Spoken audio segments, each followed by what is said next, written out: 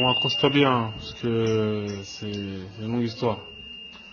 Donc là, actuellement, je suis au Bangladesh, je suis à Teknaf.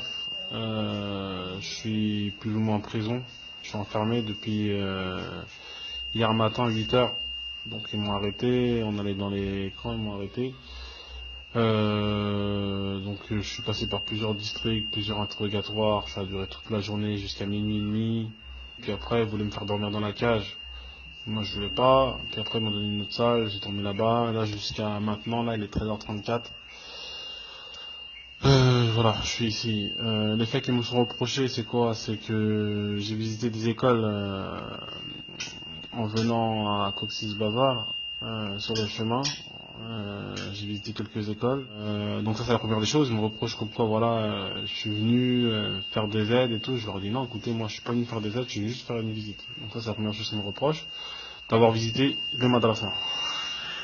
La deuxième chose, c'est mon prénom. Tu vois, mon prénom c'est mon prénom musulman c'est Moussa ibn Yacoub et sur les lettres il y avait marqué Moussa ibn Yacoub, tu vois. Et le problème c'est que sur mon passeport il y a marqué Tchotchoum, tu vois. Et eux ils ont dit oulala, c'est une falsification ça. Comment ça se fait qu'il n'y a pas ton prénom musulman sur ton passeport? J'ai pas visité de camp, j'ai rien visité, tu vois, j'ai rien fait. J'allais justement, en fait, comme ils m'ont arrêté, c'est que j'allais dans la ville là où il y a les camps. Et au checkpoint, ils m'ont pris, ils m'ont arrêté. Et depuis 8h30 hier, ils m'ont gardé.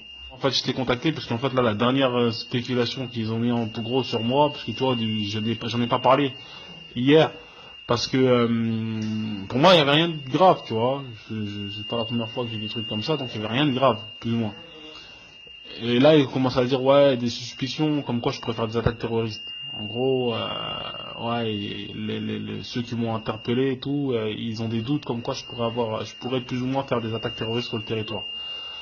Donc, voilà, si ils vont en fond dans ce délire-là, là, parce que tu vois, en gros, il n'y a rien, il n'y a rien, il n'y a rien, il n'y a rien. Si en fond dans ce délire-là, là, ça peut être ambigu, tu vois.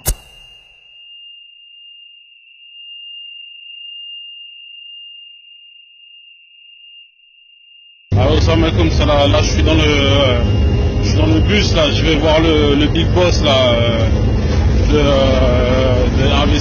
de la section, apparemment. Et là, franchement, il y a une scène qui m'a fait pleurer, parce que tu vois, j'étais j'ai failli dormir dans la cage à poules, tu vois, où il y a tous les détenus.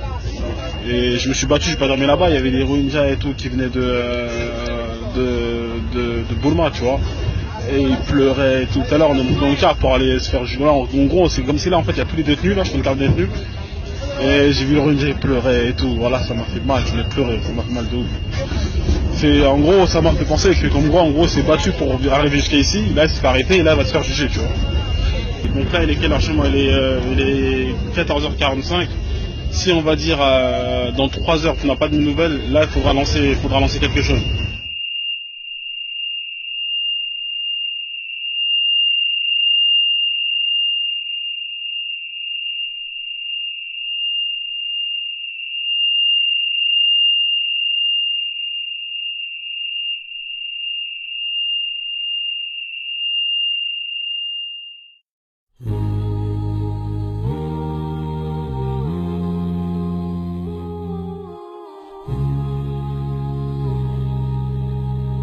Là on est dans les camps au Bangladesh, aux frontières de la Birmanie. On est venu à la rencontre des Rohingyas, ces musulmans qui sont persécutés de toutes parts. J'ai du mal parce que ce peuple-là il est oublié. Et il y a peu de choses. Regardez, on a dû faire des kilomètres et des kilomètres pour venir jusqu'à ici. Mais qui va le faire? Qui va continuer? Si ce n'est pas vous qui êtes derrière nous, il n'y aura personne pour nous.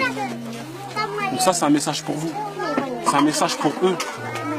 Si vous êtes là pour eux, ces personnes-là, ils auront espoir. Cette petite fille-là, elle aura un avenir, elle aura une éducation. Et plus tard, cette petite fille-là, elle pourra sauver les siens. Et c'est ça la Ummah, c'est ça l'islam.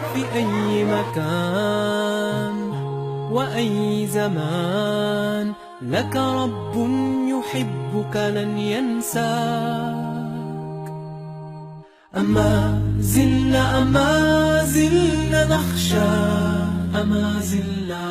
أما زلنا نرى نعم الله علينا أما زلنا نخشى أما زلنا